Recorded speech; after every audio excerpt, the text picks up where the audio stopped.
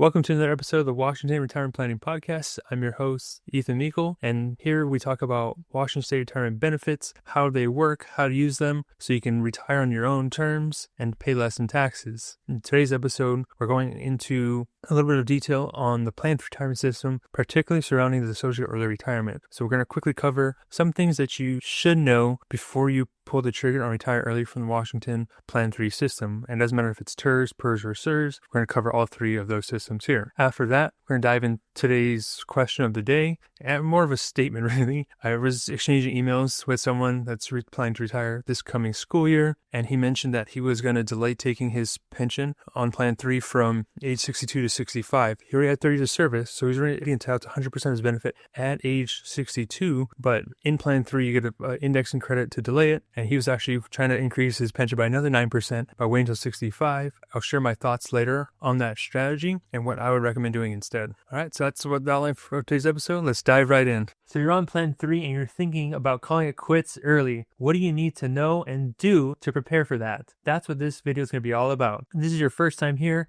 make sure you hit that big red subscribe button to subscribe and become a member of my community, and you don't miss any future videos like this one. A couple things you want to know. Number one, if you're retiring early, I'm assuming you haven't reached your full pension age yet. Otherwise, I wouldn't really consider it an early retirement, even though it may be earlier than what you're planning on doing. So if you're retiring before those ages, keep in mind that if you go to collect your pension, there's penalties that apply. So if you don't have 30 years of service and you want to take your pension early, there's penalties that apply for each year you take it early. They're pretty significant. You can always retire and hold off collecting, and there's no penalty for that at all. Now, if you're someone that already has 30 years of service in, but you're not 62 yet, so you're like, 58, 59, 60, and you're like, I don't want to do this anymore, then for you guys, there's still penalties that apply, but they're much, much less and more reasonable. So it's only about 2% to go 1 year early, and it's 5% if you want to go 2 years early, 8% if you want to go 3 years early, and just keep adding 3% onto that until you get to age 55 or a whole 7 years early. So now penalties is something you really don't want to take. A 2 or even 5% reduction isn't going to be in the world. In some cases, it may be worth it. Something you want to look at before pulling the trigger, of course. But don't let that word penalty scare you from potentially taking the pension early, because it's going to be a lot better than if you were to take Social Security early, which is the next point. When you're entering your retire early, one of the biggest mistakes I see is people just start drawing their Social Security as soon as possible. They get to 62 and they turn that thing on. Now, while that may be a relief of income, keep in mind that that is a permanent reduction that you're taking on it, and it's often a 25 to 30% hit on what you would have gotten if you're just patient and waited to your full retirement age. If you have to make the choice of taking the pension early or taking Social Security early, typically you're going to be better taking the pension early if you have to. So that's where your retirement savings comes into play. Once you separate service, you have access to your Plan 3 bucket that you've been saving into for all these years. So you can actually tap into that first, and that's what I would probably say to do, is start using that liquid cash you have on hand to get you by and avoid taking any kind of penalties. Now, when it comes to getting some kind of medical coverage for your early retirement, the nice part about Plan 3 is you're not forced to take your pension to qualify to be on the PEBB plan. So PEBB is the Public Employees Benefits Board. It's basically health insurance for public employees only. So I can't get on it, but you guys can, and you should. Your spouse and even dependents are also eligible for it as well. Now, PEBB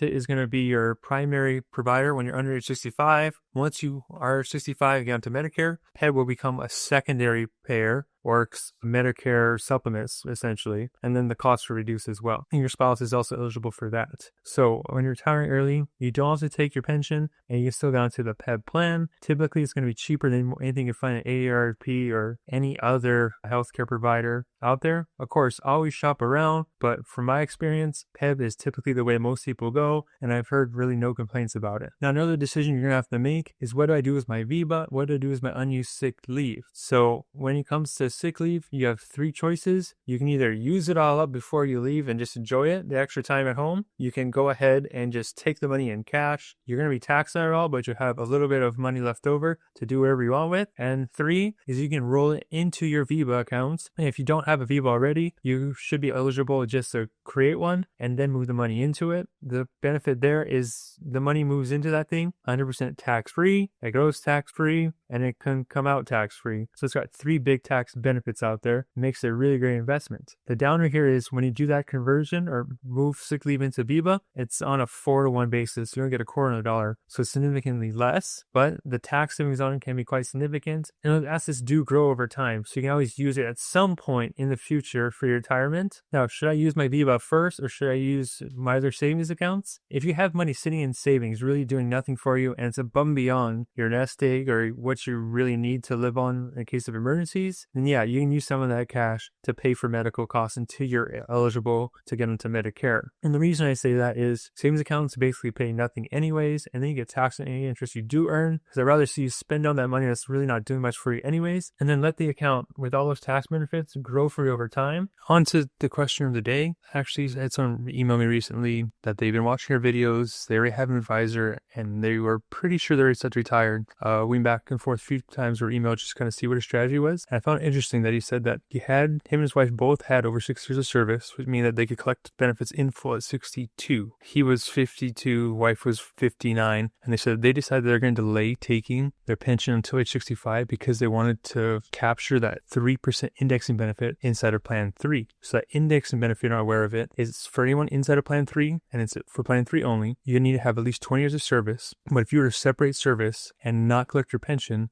basically your pension benefits guaranteed increase by 3% per year up until age 65. So if he decided to wait from 63 to 65, his benefit would increase by 3% more per year or 9% more in total. Now, he's already at 100% at 62, so it's not like it hurts him to take it at 62. He just wanted to capture a little bit more of it. Instead of taking his pension, he was going to draw down off of his 403Bs and deferred compensation plans. Delaying taking your pension for those 3 years to capture that 9% benefit, while it does increase your pension, it's usually not that much. And the break-even numbers, in most cases, it's about 32 and a half years. Basically, what that means is someone that takes their pension at age 62 versus the person that waits to 65 to capture the extra 3% per year, they have to live more than 32 and a half years longer just to get the same amount of withdrawals from the Washington State pension system, right? So let's put some numbers to it so it should be more clear. So if you had someone that their top 5 years was $75,000, they have 30 years exact when they turn 62.